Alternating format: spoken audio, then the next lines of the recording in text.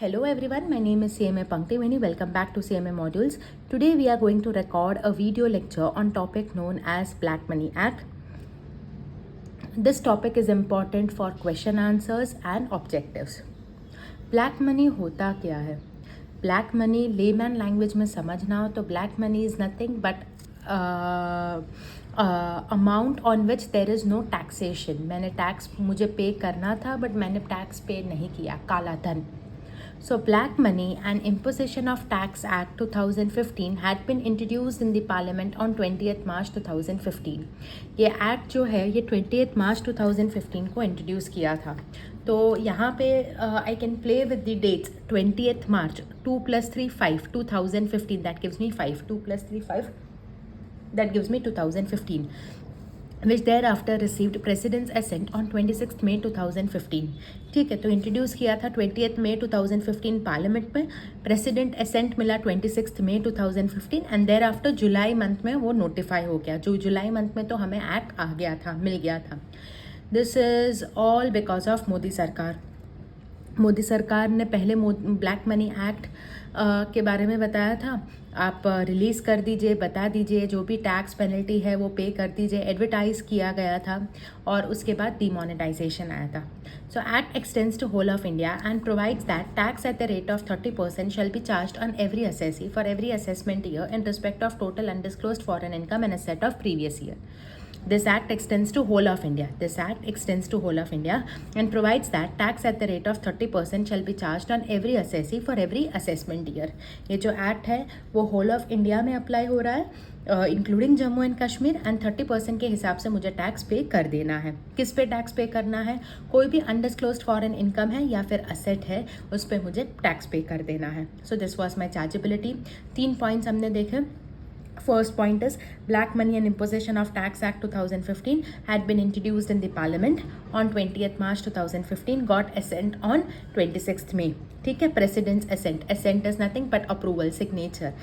On 26th May and it was notified in the month of July. That is my first point. Second point, this act extends to whole of India including the state of Jammu and Kashmir and the tax rate is 30% on the on every assessee for every assessment year in respect of total undisclosed income and undisclosed asset, foreign income and foreign asset.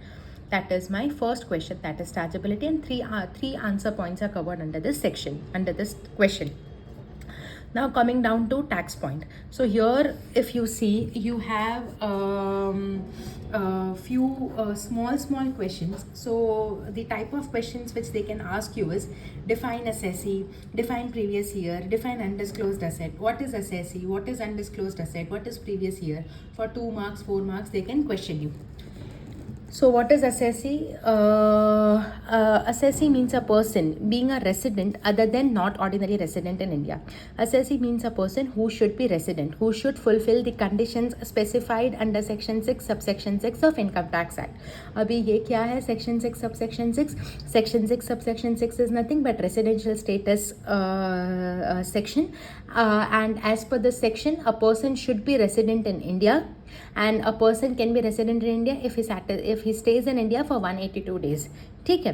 In respect of undisclosed foreign income and asset or any other sum of money is payable under this act and includes every person who is deemed to be assessed in default under this act. ठीक है. So this is the meaning of assessee. Who is assessee? Assessee means a person who should be resident in India and who has taxable undisclosed foreign income and asset and on which tax is not paid yet, it is payable. Okay, so that is my first point, first answer, that is assessee. Then comes previous year. So what is previous year now? Previous year means the period beginning with the date of setting up of the business. The period beginning with the date of setting up of the business and ending with the date of closure of the business or 31st day of March following the date of setting up of such business, whichever is earlier. The period beginning with setting up of the business and ending with closure of the business. आज business चालू किया और 1 महीने के बाद मैंने business close कर दिया तो period beginning with the setting up of the business और ending with closure of the business और 31st March, whichever is earlier. वो मेरा प्रीवियस ईयर हो जाएगा. That is first point. Second point, period beginning with the date on which a new source of income comes into existence, and ending with the date of closure of the business, or 31st day of March following the date on which such new source of income comes into existence. So this is my second point. My first point is setting up of business. So if I'm entering into a new business, the date on which I'm setting up my business and the date on which I'm ending my business, okay, closure of my business, or 31st March, whichever is earlier. The period beginning with the date on which a new source of income comes into existence and ending with the date on which that income it's a closure of that business. Okay, so new source of income, new business. Third one is the period beginning with the first day of financial year and ending with the date of discontinuance of business other than business referred to in dissolution of an unincorporated body or liquidation of the company. So here business beginning with the period beginning with the first day of financial year and ending with the date of discontinuance. So 1st April 2023, and today if I am closing down my business, so 1st April 2023 to 9th May 2023 will be my date of my period of previous year. The period of 12 months commencing on the first day of April of relevant year in any other case, and which immediately precedes the assessment year. So these are my 4 points under previous year. First point is period beginning with setting up of the business and ending with closure of the business. Okay, or 31st March, whichever is earlier. Second one is new source of income is coming into existence. So period beginning with the date of period beginning with the day on which it is coming into existence and ending with the date of closure, or 31st March, whichever is earlier. Next, third point is the period beginning with the first day of financial year and ending with discontinuance. Beginning with first day of financial year and ending with discontinuance. मतलब 1st अप्रैल से 9th मई तक का जो भी period है, मैंने 9th मई business close कर दिया, तो 9th मई तक का जो भी पीरियड है वो मेरा प्रीवियस ईयर माना जाएगा. And period of 12 months. ठीक है, ये मेरा प्रीवियस ईयर में आ गया. So first question, first sub question was related to assessee. Next was related to previous year. Now coming down to undisclosed asset located outside India. Undisclosed asset located outside India means an asset including financial interest in any entity located outside India, held by an assessee in his name or in respect of which he is a beneficial owner. Undisclosed asset located outside India means an asset. Undisclosed asset located outside India means an asset located outside India held by an assessee in his name or in respect of which he is a beneficial owner. Either that asset is in my name, asset is located outside India. That located foreign asset is either in my name or I am the beneficial owner. And he has no explanation about the source of investment in such asset, or the explanation given by him in the opinion of the assessing officer is unsatisfactory. वो asset खड़ा कैसे किया, ठीक है, वो investment के लिए पैसे कहाँ से आया, अगर ऑफिसर ने क्वेश्चन किया तो उसने आंसर किया, वो अनसेटिस्फैक्ट्री था, या फिर वो आंसर ही नहीं कर पाया, अगर ऐसा कुछ है तो उसे अनडिस्क्लोज्ड एसेट कहा जाएगा. That is my third answer. Then comes undisclosed foreign income. An asset means total amount of undisclosed income of an assessee. Undisclosed foreign income and asset means total amount of undisclosed income of an assessee from a source located outside India and the value of undisclosed asset located outside India. So the above point was related to undisclosed asset located outside India. This is undisclosed foreign income and asset means total amount of undisclosed income of an assessee from a source located outside India and the value of undisclosed asset located outside India referred to in section 4 and computed in a manner laid down in section 5. आगे section 4 and section 5 है, वो जैसे guide कर रहा है वैसा अगर income है तो वो हमारा undisclosed foreign income and asset कहलाएगा. ठीक है, so we have completed what is chargeability. Okay, first question. Second question, under second question, sub question was meaning of assessee, then meaning of previous year, then meaning of undisclosed asset located outside India, undisclosed foreign income. Okay. Undisclosed asset located outside India shall be charged to tax on the value in previous year in which such asset comes to notice of the assessing officer. ठीक है. Value of undisclosed asset means fair market value of an asset determined in such a manner as may be prescribed. Okay. General information. Now coming down to section 4, that is scope of total undisclosed foreign income and asset. So total undisclosed foreign income and asset of any previous year of an assessee shall be income from a source located outside India, which has not been disclosed in the return of income furnished under section 139 of Income Tax Act. Undisclosed foreign income and asset के मतलब I have undisclosed foreign income and asset, and I was supposed to disclose that in my ITR, in my return. 139 is nothing, but I'm supposed to file ITR, but I have not done that. So that is my first point. My second point is income from a source. Income from a source located outside India in respect of which a return is required to be furnished. Because of that income, I was required to furnish return under 139 of Income Tax Act, but no return of income has been furnished under section 139 of Income Tax Act, and the value of undisclosed asset located outside India. So section 4 is guiding me कि कब मुझे undisclosed income and asset के related return file करना था. ठीक है. Any variation made in the income from a source outside India in the assessment और reassessment of total income of any previous year of the assessee under Income Tax Act in accordance with the provisions of section 29 to section 43C or section 57 to 59 or section 92C of the said act shall not be included in the total undisclosed foreign income. कोई भी any variation is nothing but कोई भी changes अगर ये section में आता है because of my foreign income और because of my foreign asset, तो वो चेंजेस कंसिडर नहीं किया जाएगा. ठीक है. So this is my section 4. और and last point, to avoid double taxation the income included in total undisclosed foreign income and asset under this act shall not form part of total income under the income tax act. This is my last point. Last point क्या है? Double taxation यहाँ पे avoid किया जाएगा. अगर कोई भी income दूसरे एक्ट में ली गई है तो वो इनकम वापस ये एक्ट में टैक्सेशन के लिए नहीं कंसिडर की जाएगी. Okay, so this was my section 4. Now coming down to section 5, computation of total income, total undisclosed foreign income and asset. Computation of total undisclosed foreign income and asset. In computing total undisclosed foreign income and asset of any previous year of an assessee, no deduction in respect of any expenditure or allowance or set off of any loss shall be allowed to the assessee whether or not it is allowable in accordance with the provisions of Income Tax Act. मुझे undisclosed foreign income या undisclosed foreign asset के related मुझे वो calculation करना था. तो कि कितना अमाउंट पे मैं टैक्स पे कर सकती हूँ. I had to calculate. I wanted to calculate.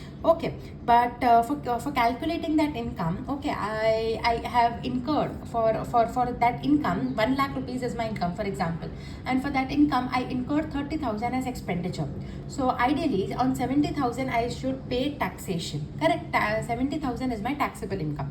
But if my income is undisclosed and I'm liable to pay tax on that undisclosed income, then in that case I'm not supposed to go for any deductions, any expenditure allowance, nothing. Pure 1 lakh pay I need to go for taxation.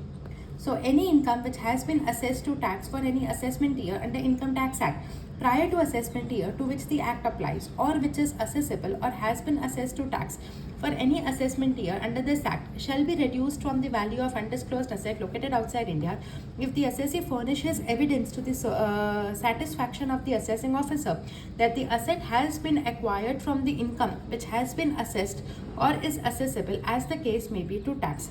So already अगर assess हो चुका है, ये जो हम second point कर रहे हैं ना, सेकेंड पॉइंट से उसके रिलेटेड ही इलस्ट्रेशन है.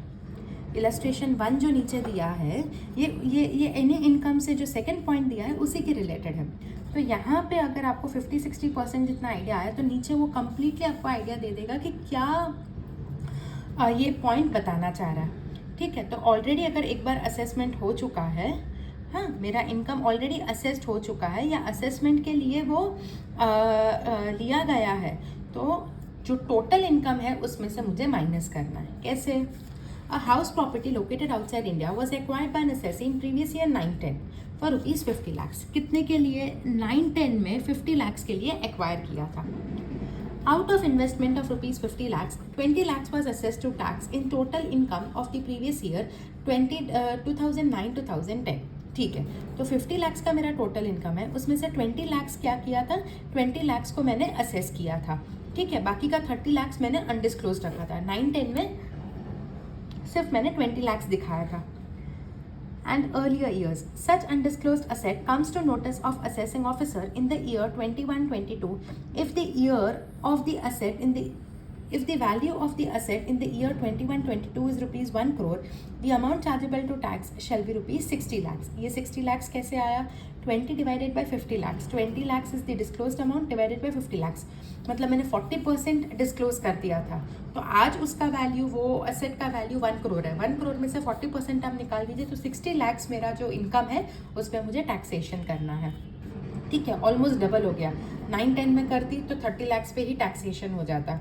21-22 पे करूँ तो 60 lakhs पे मुझे टैक्सेशन करना पड़ रहा है.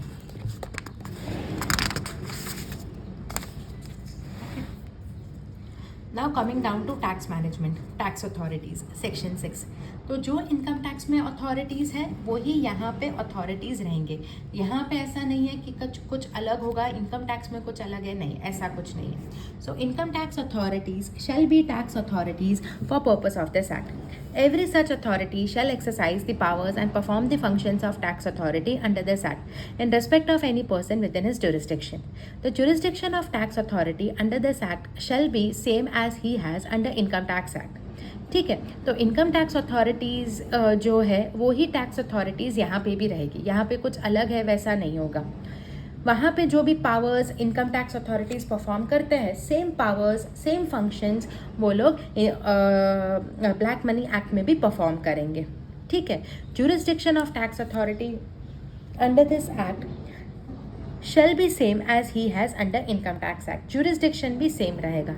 Tax authority having jurisdiction in relation to an assessee who has no income accessible to income tax under income tax act shall be the tax authority having jurisdiction in respect of area in which the assessee resides or carries on its business or has its principal place of business. So वो मेरा क्या हो गया? Tax management हो गया. Last point क्या बता रहा है? Tax authority having jurisdiction in relation to an assessee.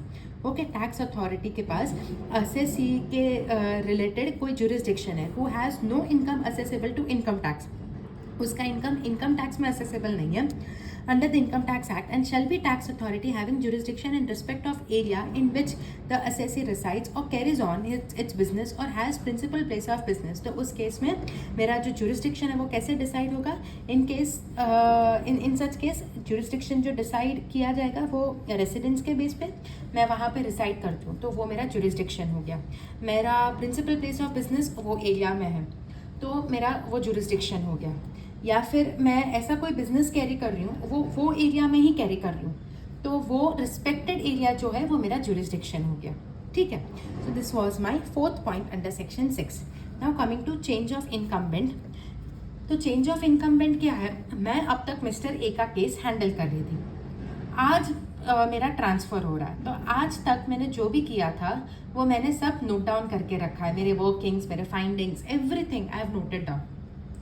कल से मिस्टर बी आएगा मिस्टर ए का केस देखने के लिए तो वो वापस ज़ीरो से स्टार्ट नहीं करेगा, मैंने जहाँ से छोड़ा वहाँ से ही स्टार्ट करेगा. So the tax authority who succeeds another authority as a result of change in jurisdiction or for any other reason shall continue the proceedings from the stage at which it was left by predecessors. Predecessors मतलब पहले. Okay. The assessee in such a case may be given an opportunity of being heard if he so request in writing before passing any order in his case. ठीक है, तो ये क्या हो गया? Change in incumbent section 7. Now coming down to section 10, assessment.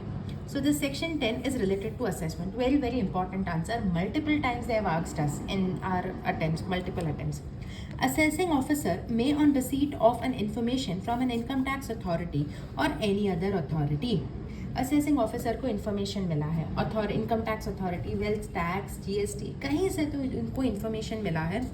Under any law for time being in force or on coming of any information to his notice, serve on any person a notice requiring him on the specified date to produce such accounts or documents or evidence as the assessing officer may require for purpose of this act. ठीक है, तो जो भी information notice specified date को produce करना था तो वो प्रोड्यूस करने बता सकता है, नोटिस सर्व करके बताएगा कि आप ये इंफॉर्मेशन हमें बताइए, ये अकाउंटिंग्स प्रेजेंट कीजिए. ठीक है. No separate return is required to be filed under this act. There is no time limit for issuance of aforesaid notice. आज मैं 2019-20 का नोटिस मैं इंफॉर्मेशन डिमांड कर सकती हूँ, 2016-17 का डिमांड कर सकती हूँ. ठीक है. द असेसिंग ऑफिसर में issue such notice any time on the basis of information. Assessing officer may from time to time serve further notices requiring production of such other accounts or documents or evidence as he may require. The assessing officer may make such inquiry as he considers necessary for purpose of obtaining full information. मुझे और information चाहिए. ठीक है, और information चाहिए और